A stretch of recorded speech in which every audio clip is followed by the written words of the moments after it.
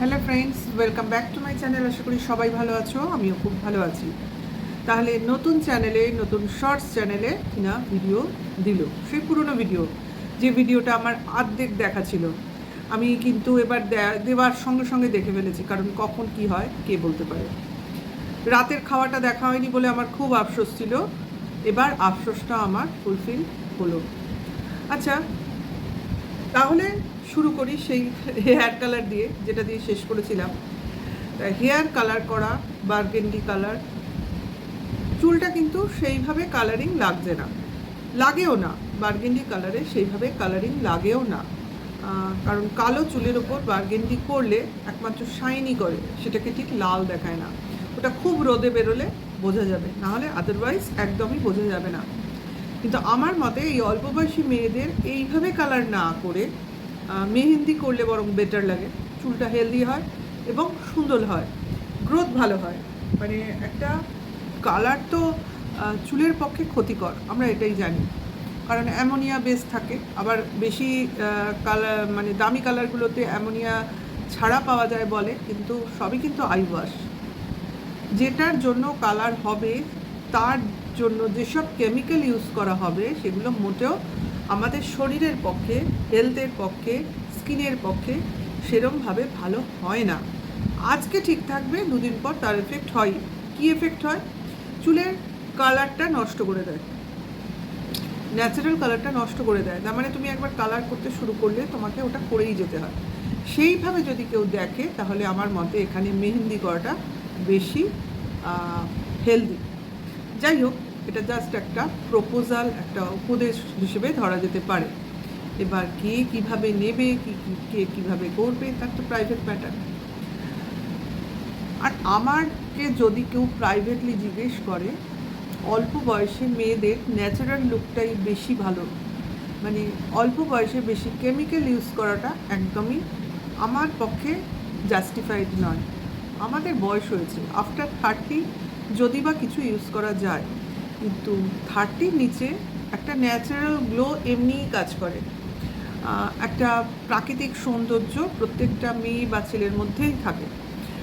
এই সময়টাকে অত বেশি কস্টিউমাইজড না করাই ভালো। যাই হোক,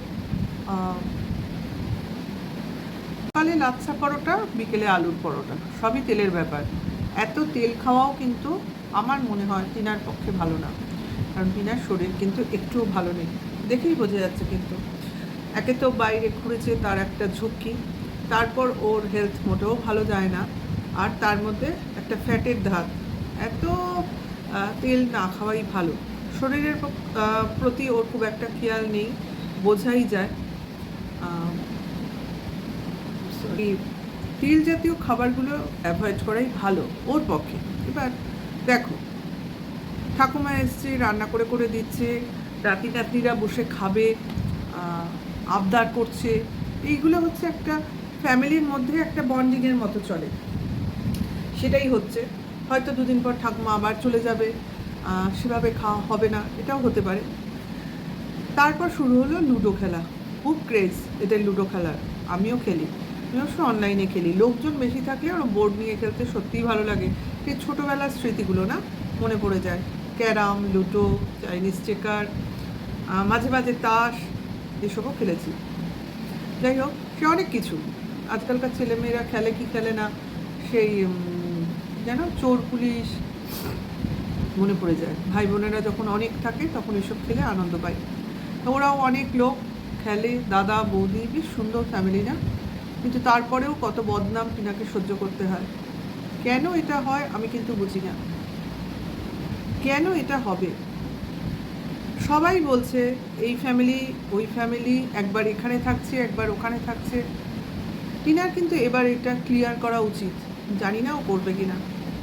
আদৌ কোথায় থাকছে? সবাই বলছে এক বাক্যে ও নতুন শ্বশুরবাড়িতে থাকছে, অথবা কোনো সময় বাপের বাড়িতে থাকছে, দুই জায়গা ব্যালেন্স করতে হচ্ছে। এত ব্লেম লাগাচ্ছে, সত্যিটা কি? আমরা কি এটাই সত্যি বলে ধরে নেব? প্রশ্ন তো আমাদের মনেও আসে, কিন্তু উত্তর আমরা পাই না, মানতে ইচ্ছা করে না। কারণ যেটা বেআইনি, যেটা ইললিগাল, সেটা যদি লোকের মুখে মুখে ঘোরে, তখন কিন্তু নিজেদেরই একটা ব্যাড ফিলিংস কাজ করে যে আমরা যাকে সমর্থন করি সে কি এইরকম খারাপ বা অনৈতিক কাজ করতে পারে। আমাদের মনে নানান রকম প্রশ্ন জাগে, কিন্তু এর উত্তর আমাদের কে দেবে? কারণ এর চ্যানেল, ওর চ্যানেল, তার চ্যানেল মাধ্যমে আমাদের সামনে চলে আসে বিভিন্ন উত্তর। কোনো সময় ফেকভাবে দেখা যায় কোনো মুদির দোকানে, বিশ্বাস করিনি। যতক্ষণ না দেখব ততক্ষণ বিশ্বাস করিনি। বাসে যেটা দেখেছিলাম সেটা বিশ্বাস করেছি, সেটার অবিশ্বাসের জায়গা নেই। ফেক কলিং বিশ্বাস করিনি। আর কিছু কিছু পরিষ্কারভাবে তো সামনেই আসেনি। তাহলে যতক্ষণ না আমাদের জিনিসগুলো ক্লিয়ার হবে যে একটা অবৈধ সম্পর্কের মধ্যে টিনা বাস করছে, ততক্ষণ কি আমরা এটাকে বা এগুলোর উপর জোর দিয়ে বলতে পারবো?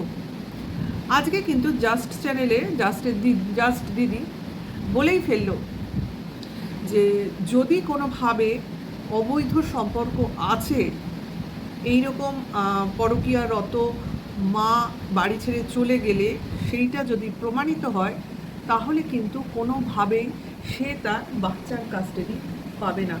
আজকে কিন্তু জাস্ট তার চ্যানেলে এটা বলে দিল, এবং এরা এটাই একজোট হয়ে প্রমাণ করতে চাইছে যে টিনা পরকীয়া তো করেইছে, মানে যে যার জন্য ওকে বের করে দেওয়া হয়েছে বাড়ির থেকে, বা সেই অবস্থা সৃষ্টি করা হয়েছে যাতে ও ছেড়ে চলে যায়, আর একটা অবৈধ সম্পর্কে জড়িয়ে পড়েছে, যার জন্য সেটাকে পুরো সত্যি করে দেখাবার চেষ্টা চলছে সারা ওয়াইটি জুড়ে, যাতে কোনোভাবেই টিনা তার ছেলেকে না পায়। যতই চিৎকার করে বলুক, মা ছেলেকে পাবে না, সে চিৎকার করে এসে যদি দাঁড়ায়, তাহলে সে না নিয়ে কোথায় যাবে? তাই পুলিশের পারমিশন নিয়ে, আইনের পারমিশন নিয়ে নিজের বাপের বাড়ির মাল রিকভারির দিন অতগুলো আইনের লোকজন নিয়ে এসেও যে বিপত্তির সম্মুখীন হয়েছিল টিনারা, তাহলে আজকে আইনের পারমিশন ছাড়া ছেলের সাথে দেখা করতে আসলে কি পরিস্থিতির সম্মুখে পড়বে আপনারা কেউ বলতে পারেন?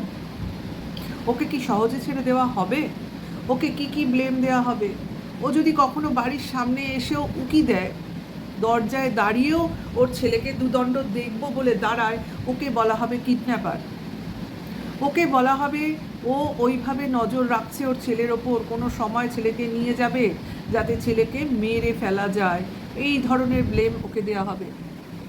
ও যদি কখনো কেঁদেছে ছেলের প্রতি, ছেলেকে দেখবো বলে, তখন এরাই একজোট হয়ে, যারা কিনা বলবে মানে কলঙ্কিত মা যে কিনা ছেলের নাম মুখে আনে না, তখন এরাই একজোট হয়ে বলবে মায়া কান্না কাঁদছে, ছেলেকে কোনোভাবে গ্রিপে চায় যাতে সে ছেলেকে নিজের হাতে মেরে ফেলতে পারে। বুঝতে পারছেন আমি কি বলছি?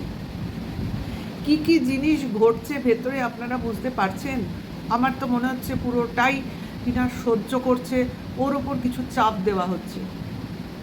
আমার মনে হচ্ছে এই যে টিনা বলল না যে ওর উকিলও চেঞ্জ করেছে বা মিউচুয়াল ডিভোর্স, এটা ও কোনো চাপের উপর বশবর্তী হয়ে করছে, ওকে কেউ কোনোভাবে ব্ল্যাকমেলিং করছে আমার মনে হচ্ছে। এটা কিন্তু আমার অনুমান। না হলে যে মেয়েটা এতটা জোশ নিয়ে আইন আদালতের রাস্তায় হেঁটেছিল, সে আজকে এত মিনমিন করবে কেন? সব সময় বলবে কেন চাপে আছি? আর চাপে যে আছি ওকে দেখলেই বোঝা যাচ্ছে। ওর শরীর ক্রমশ দিনকে দিন ডিটেরিওরেট করছে, ওর হেলথ ভালো নেই, ওকে বাধ্য করা হচ্ছে, ও পরকীয়া করছে, অন্য পুরুষের সঙ্গে রয়েছে, অন্য অ্যাড্রেস রিভিল করছে, বা নানান রকম ছবি, এইগুলো যাতে ও দেখায়, নিজেকে বাজে প্রমাণিত করে, এইগুলো ওকে, আমি যদি বলি ওকে বাধ্য করা হচ্ছে দেখাতে, তাহলে আপনারা কি বলবেন? কারণ কাউকে যদি এত বাজে কথা বলা হয়, সে কোনো না কোনো সময় কিন্তু রুখে দাঁড়াবেই, যেটা কিনা টিনা প্রথম দিকে করেছে। একটু খেয়াল করে দেখুন, প্রতি মুহূর্তে কিন্তু 2-4 বার 7 বার বলা হয়েছে, ও একটা করে প্রত্যেকটা জিনিসের জবাব নিয়ে ও বসে পড়েছিল। মাল রিকভারি অবধি ওর যে উত্তেজনা উদ্দীপনাটা ছিল ক্রমশ সেটা আস্তে আস্তে নিভে যাচ্ছে। যেদিনকে সন্দীপদের ফুল ফ্যামিলিকে ফার্স্ট ডাকা হয়েছিল 498 মামলায়, আপনাদের নিশ্চয়ই মনে আছে, সেই কোর্টে, সেই ঐতিহাসিক কোর্ট যেটা কিনা সত্যের কিতনে আদমি থে, ওই যে সেই ব্যাপারটা, ওতে কিন্তু টিনা অ্যানাউন্স করেছিল যদি জানতো ওইখানে ওরা ছেলেকে নিয়ে গেছে তাহলে কিন্তু ছেলেকে ও ওই মুহূর্তে নিজের কাছে নিয়ে নিত বলেছিল। কিন্তু এইগুলো আপনারা ভুলে যাচ্ছেন কি করে? আর কিছু কন্ট্রোভার্সি ক্রিয়েটাররা টিনার এগেনস্টে বলছে, আমার তো মনে হয় এগুলো তারা ইচ্ছে করেই বলছে, কারণ তাদের কিছু অসুবিধা আছে আমার মনে হয়। নাহলে যারা এতটা টিনাকে মন দিয়ে পছন্দ করবে, টিনাকে বুঝবে, তারা কিন্তু এত তাড়াতাড়ি উইদাউট কোনো সেই রকম প্রুফ যেটা কিনা চোখের সামনে চলে এসছে, তারপরে আর কোনো কথাই হয় না, সেই রকম প্রুফ ছাড়া কেউ এগেনস্টে কথা বলতে পারে না। হতে পারে এগুলো টিনার নির্দেশেই হচ্ছে যে তোমরা আমাকে বাজে কথা বলো, আমাকে নিচু দেখাও, না হলে ওরা আমার ছেলেটাকে কষ্ট দেবে। একটা মা কি কি পারে আপনাদের ধারণা নেই। ওই যে বলেন না যে ক্ষুধার্ত পশুর সামনে বাচ্চাকে বাঁচানোর জন্য মাও নিজের বলি দেয়। সে বাচ্চা বাঁচবে কি বাঁচবে না সে ভাবে না, সে আগে ভাবে বাচ্চার আগে আমি মরি। এটাই টিনার ক্ষেত্রে হচ্ছে না, কে বলতে পারে? আমি কিন্তু এইসব ঘটনাগুলো আমার ভিউয়ার্সদের, যারা টিনার ভিউয়ার্স, টিনার পক্ষে আছে, টিনার এগেনস্টে নানান রকম কিছু চিন্তা করে তারা ভেতরে ভেতরে কষ্ট পাচ্ছে, তাদেরকে ভাবাচ্ছি। হতে পারে একটা মেয়ে তার স্বামীকে পছন্দ করে না, হতে পারে একটা মেয়ে তার শ্বশুর বাড়িতে থাকতে চায় না, হতে পারে একটা মেয়ে স্বামী ছাড়া দ্বিতীয় পুরুষকে পছন্দ করে, কিন্তু তার সন্তানকে সে কিন্তু কোনোভাবেই নেগলেক্ট করতে পারবে না। এর পেছনে নিশ্চয়ই কোনো গভীর কারণ রয়েছে। যদি কোনো কারণ না থাকতো না, আমি বলছি জাস্ট যদি টিনা বাচ্চাকে না চাইতো, টিনা শ্বশুরবাড়ি ফিরতে চায় না, এটা একদম সত্যি, আমি আমার যতটুকু দেখেছি তার উপর ভিত্তি করে বলছি, যদি ও বাচ্চাকে না চাইতো না, এই যে এতগুলো কন্ট্রোভার্সি ক্রিয়েটারদের দেখছেন জাস্ট চ্যানেলগুলো, যেগুলো কিনা টন্দীপের কথায় ওঠে আর বসে, তারা এতগুলো পরকীয়ার প্রমাণ নিয়ে ঘোরাঘুরি করতো না, তারা চুপ করে যেত। কারণ ও তো বাচ্চাও চায় না, ও তো ডিভোর্স চায়। তাহলে কিসের প্রমাণ, কিসের যুক্তি, কিসের ভিত্তি, কিসের লড়াই? আশা করি আমি আমার বক্তব্যটা আমি বোঝাতে পেরেছি। তাহলে আজকে এর থেকে বেশি বললাম না, আরও অনেক কিছু বলার আছে। আসবো আমি নেক্সট ভিডিওতে, অপেক্ষা করো, পুরো ভিডিও দেখো, অবশ্য করে ভালো লাগলে লাইক কমেন্ট শেয়ার করো। Tata bye.